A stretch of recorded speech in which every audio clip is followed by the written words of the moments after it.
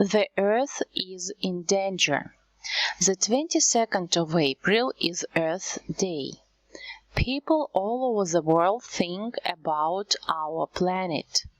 They think about air, water, plants, and animals on the Earth.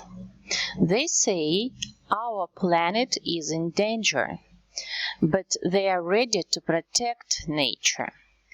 Water is very important for life on the Earth, but very little water on Earth is good for drinking.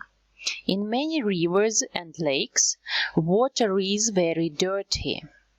It is dangerous to use it when you cook. Even fish die in such water. Lake Baikal is the deepest freshwater lake on the Earth. The lake is very beautiful, but now it is in great danger because of the factories which are near it.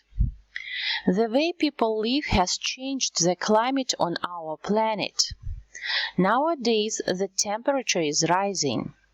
If the temperature grows by 3–4 degrees, it will be impossible to live on the planet. Some people's activities do a lot of harm to the forests. People cut down trees to build farms, homes, and roads. This is bad for the Earth's air. Modern plants and factories send a lot of smoke into air, and it's difficult to breathe in big cities.